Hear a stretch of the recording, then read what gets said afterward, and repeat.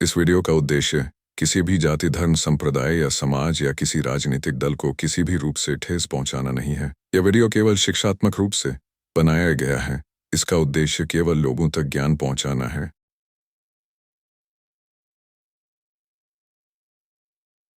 सत्य की जिज्ञासा चैनल में मैं अपने सभी दर्शकों का हार्दिक स्वागत करता हूं, तहे दिल से स्वागत करता हूं। दोस्तों, आज का वीडियो बिल्कुल भी स्किप मत करना।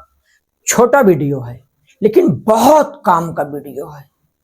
आज का वीडियो पूरे भारत देश के समस्त पुलिस वालों के लिए है और पूरे भारत देश के समस्त जनता के हित में है।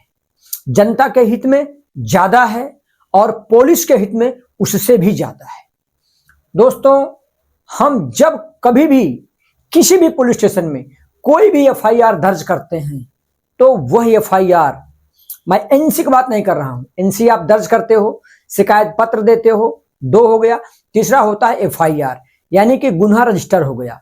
एक होता है जीरो एफआईआर। हम जीरो एफआईआर की भी चर्चा नहीं कर रहे हैं। अगर आप बोलेंगे थोड़े में बता भी दूं तो भारत देश के किसी कोने में किसी भी पुलिस स्टेशन में कहीं का मैटर हो, कहीं भी जाकर के आप जो एफआईआर दर्ज कर देते हैं उसमें कोई नंबर नहीं पड़ता है, उसमें शून्य लिखा जाता है, जीरो अब्लिक जिस सन में या जिस डेट में आपने एफआईआर दर्ज कराया उसको बोलते हैं जीरो एफआईआर।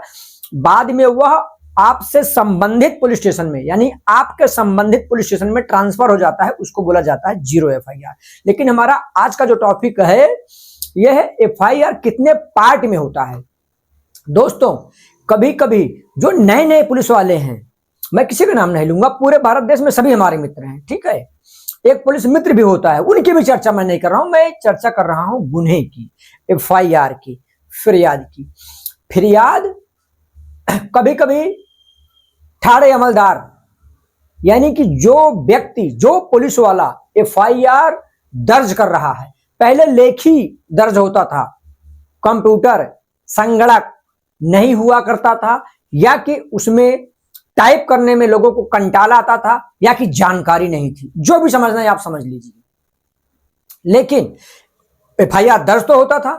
तो एफआईआर कई पार्ट में होता है, आप समझिए। एफआईआर, जैसे कोई आप एफआईआर दर्ज कर रहे हो, कि एग्जांपल दे दूं, एफआईआर नंबर 356/12 सन 2012 में आपने दर्ज कराया, तो वो किस पार्ट में है? पार्ट 1 में है कि पार्ट 2 में है कि पार्ट 3 में है? उसमें लिखा जाता है ऐसे 1, फिर ऐसे अब्लिक करेंगे या तो कामा लगाएंगे, फिर आगे लिखेंगे 3, 5, 6 या 1, 2, 3, 10 जो भी रहेगा, और अब्लिक करके उसके आगे जो लिखा जाता है उसको उत्तर प्रदेश, बिहार, राजस्थान वगैरह में जहां पे शुद्ध हिंदी भाषा बोली जाती है वहां पे बटा, कुछ लोग बोलते हैं ना 356/12, उत्तर भारतीय, बिहार के लोग और तमाम स्टेट के लोग, लेकिन महाराष्ट्र में अब्लिक 356 356 अब्लिक 2012 356/12 पार्ट 1 में दर्ज होता है। कभी कभी कोई गुनाह पार्ट 2 में दर्ज किया जाता है, कोई गुनाह यानी कि एफआईआर पार्ट 3 में भी दर्ज किया जाता है। लेकिन मैं आपको बता दूं, मैं पार्ट 1 में भी आरोपी को अरेस्ट करवाया हूं, अरेस्ट होते हुए देखा हूं। पार्ट 2 में भी आरोपी को अरेस्ट करवाया हूं, अरेस्ट होते हुए देखा हूं। पार्ट 3 में भी आरोपी को अरेस्ट करवाया हूं, अरेस्ट होते हुए देखा हूं। लेकिन कभी कभी पार्ट 1, पार्ट 2, पार्ट 3 की चर्चा पुलिस वाले नहीं करते, यानी कि उस एफआईआर कॉपी में नहीं रहता है। रहना ही चाहिए, अति आवश्यक है, कंपल्सरी है, मोस्ट इंपॉर्टेंट है मेरे भाई, मोस्ट इंपॉर्टेंट। पब्लिक को नहीं मालूम, जनता को नहीं मालूम, लोगों को नहीं मालूम, लेकिन अब सत्य की जिज्ञासा चैनल देखने के बाद जनता को भी मालूम पड़ गया, या कुछ लोगों को पहले से भी मालूम है, उन्हें भी सैल्यूट करता हूं। जानकारी होना ही चाहिए, सबको जानकारी होना चाहिए, लेकिन कुछ पुलिस वालों को भी जानकारी नहीं है, क्योंकि मेरे पास तमाम तमाम तमाम ऐसी एफआईआर कॉपी उपलब्ध है जिसमें पार्ट नहीं लिखा गया है, पार्ट 1, पार्ट 2, पार्ट 3 कुछ भी नहीं लिखा गया है। लिखा जाना चाहिए। तो पहले जो गलती हो गई, अब गलती नहीं होना चाहिए।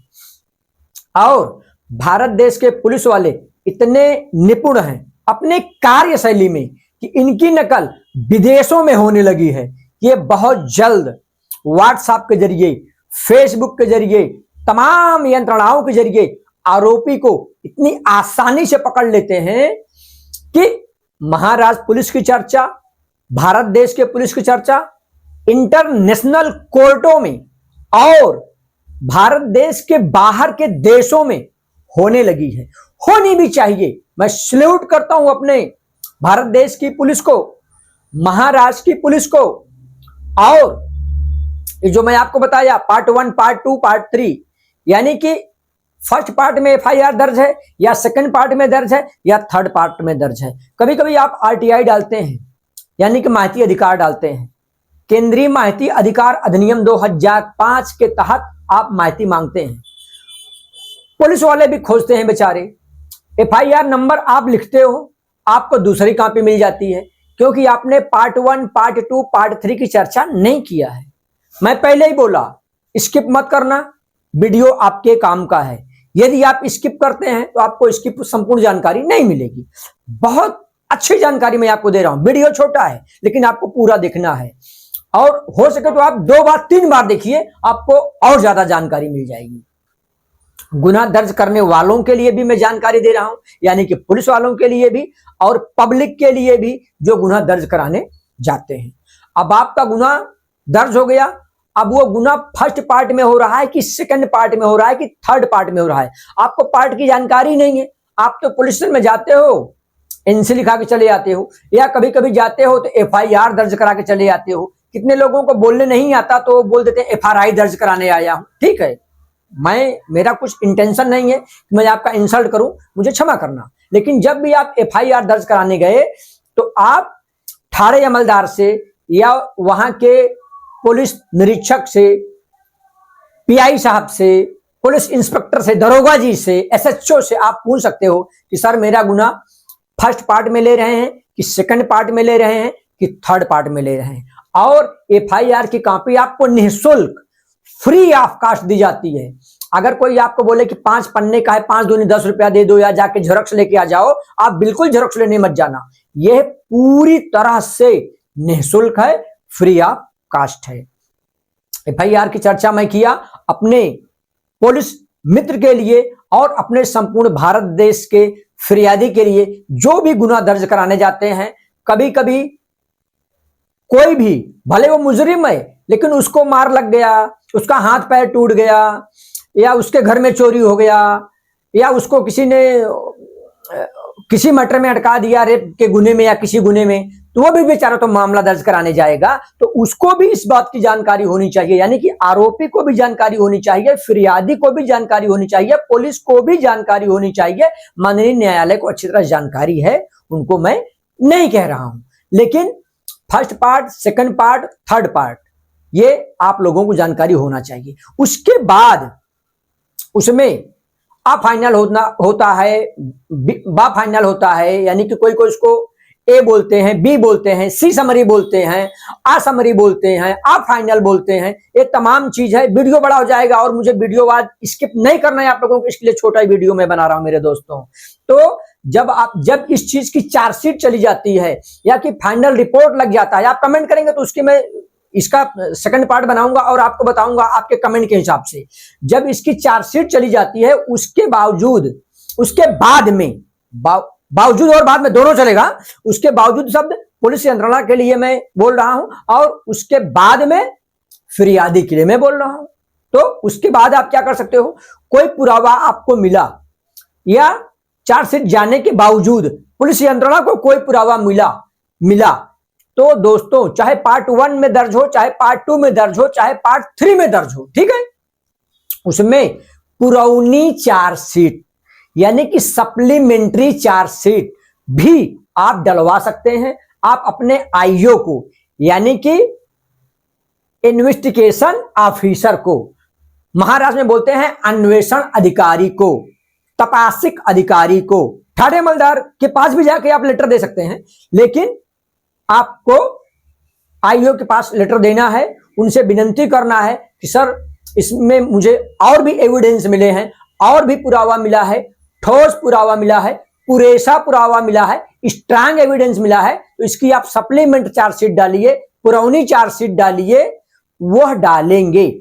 आपके पास स्ट्रांग एविडेंस है और वह नहीं सुन रहे हैं तो आप माननीय एसीपी, माननीय डीसीपी, माननीय आईजी साहब, माननीय डीजीपी साहब, माननीय गृह मंत्री, माननीय केंद्रीय गृह मंत्री, माननीय प्रधानमंत्री, माननीय महामहिम राज्यपाल महोदय जी, माननीय महामहिम राष्ट्रपति महोदय जी या महोदया जी, जो भी उस समय में रहेंगे, उनको आप लेटर दीजिए, पत्राचार करिए और आप माननीय न्यायालय को भी पत्र लिखने में फ्री हैं, कोई मनाही नहीं है, कोई आपको ना नहीं बोलेगा। इसके बावजूद वो लेटर घूम के कहीं भी आप डालिए, आएगा उसी आपके नजदीकी पुलिस स्टेशन में, वहां से उसकी चार्जशीट कॉपी जाएगी। 99.99% पुलिस वाले आसानी से पुरानी चार्जशीट डाल देते हैं, क्योंकि कोई किसी के नाते वाइक नहीं है, वो आरोपी को कभी बचाना नहीं चाहेंगे। लेकिन अगर कभी आपको ऐसा लगे कि संबंधित अधिकारी, ऑफिसर, पुलिस वाला नहीं सुन रहा है, तो जितने अधिकारियों का, यंत्रणाओं का, शासन का, प्रशासन का मैंने नाम लिया, वहां पर आप पत्राचार करके अपनी पुरौनी चार्जशीट डलवा सकते हैं। मैं तो मात्र आईओ को लेटर देकर के पुरौनी चार्जशीट डलवा देता हूं। तो आपसे भी विनती कर रहा हूं कि आप जब रिक्वेस्ट करेंगे तो पुलिस 100% आपके उस मामले में दोबारा चार्जशीट डालेगी। उसको बोलते हैं पुरौनी चार्जशीट, उसको बोलते हैं सप्लीमेंट्री चार्जशीट। दोस्तों, इसका पार्ट 2 मैं अवश्य बनाऊंगा, क्योंकि ये वीडियो मैं चाहूं तो घंटों बोल सकता हूं, लेकिन मैं पहले ही बोला कि स्किप मत करना, आपके काम का वीडियो है। तो मैं आशा ही नहीं, पूर्ण विश्वास करता हूं कि हमारे सभी दर्शकों के बहुत काम का वीडियो है। हमारे पुलिस वालों के, हमारे अपने पुलिस वालों के भी बहुत काम का वीडियो है, और अपने भारत देश की नकल अन्यत्र देश वाले अभी कर रहे हैं। इसलिए इसको आप, इस वीडियो को ज्यादा से ज्यादा लाइक करिए, कमेंट करिए, फॉरवर्ड करिए, ग्रुप में शेयर करिए, फेसबुक पे डालिए और कमेंट करके हमें बताइए कि आपको इसका पार्ट 2 चाहिए, तो मैं पार्ट 2 बनाऊंगा। और अदर किसी टॉपिक पर आपको वीडियो चाहिए तो उस पर भी मैं बनाऊंगा। जय हिंद, जय भारत, जय महाराज, जय जवान, जय किसान, जय संविधान। नमस्कार दोस्तों, धन्यवाद, प्रणाम भाई।